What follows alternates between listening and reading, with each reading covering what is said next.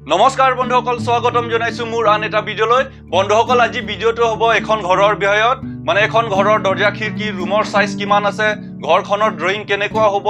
সম্পূৰ্ণ ডিটেইলছ এইটো ভিডিঅত আমি আলোচনা কৰিম গতিকে ভিডিঅটো স্কিপ নকৰাকৈ হেয়লকে চাব তেতিয়াহে আপোনালোকে ভালদৰে বুজি পাব যদি ভিডিঅটো ভাল লাগে লাইক কমেন্ট শেয়াৰ আৰু সাবস্ক্ৰাইব কৰিবলৈ নাপাহৰিব মোৰ নাম এমজি আপোনালোকে চাই আছে মিস্ত্ৰী গুৰুজি বন্ধুসকল প্ৰথমে ঘৰখনৰ ড্ৰয়িংটো চাই লওঁ তাৰপিছত ঘৰৰ ভিডিঅটো মই আপোনালোকক ভালদৰে দেখুৱাম বন্ধুসকল ঘৰখন আপোনাৰ 4টা ৰুমৰ লগত বেৰেণ্ডা থাকিব এয়া চাওক 14 বাই 18 ফুটৰ দুইটা ৰুম আছে এয়া চাওক 1 2 তাৰপিছত 14 বাই 14 ফুটৰ দুইটা ৰুম এয়া 1 2 তাৰপিছত বেৰেণ্ডাটো হ'ব আপোনাৰ 8 বাই 18 ফুট তাৰপিছত কৰিডৰ হ'ব আপোনাৰ 4 ফুট এয়া এল আছে এফালে পিছফালে ওলাই যাব পাৰি তাৰপিছত এইটো হ'ব আপোনাৰ সিৰিটো হ'ব আপোনাৰ 6 ফুট তাৰপিছত ঘৰখন আপোনাৰ এইটো সাইডত আছে আপোনাৰ 38 ফুট এইটো সাইডত আছে আপোনাৰ 38 ফুট বন্ধুসকল ইটা গাঁথনি আৰু প্লাষ্টাৰ কৰোঁতে ৰুমখন সৰু হয় এটা বালত আপোনাৰ 6 ইঞ্চিকে সৰু হ'ব গতিকে মেজাৰমেণ্ট কৰোঁতে অলপ বঢ়াই কৰিব লাগে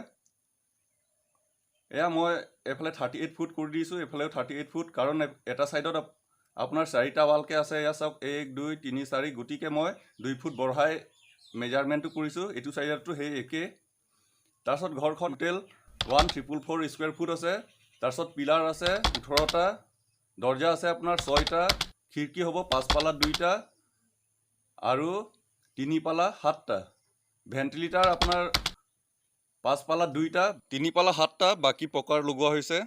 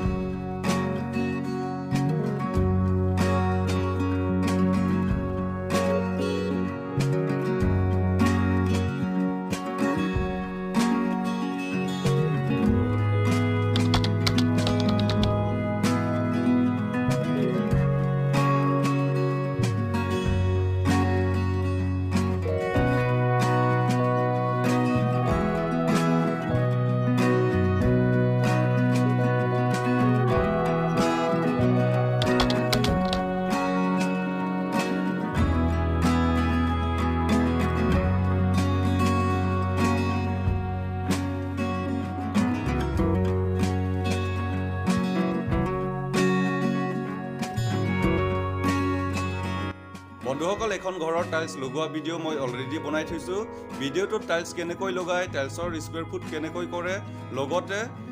টোটেল কষ্ট কিমান হৈছে সম্পূৰ্ণ ডিটেইলছ দিয়া হৈছে আপোনালোকে চাব বিচাৰিলে মই ইন স্ক্ৰীনত ভিডিঅ' দি দিম শেষত সেইটোও আপোনালোকে চাই ল'ব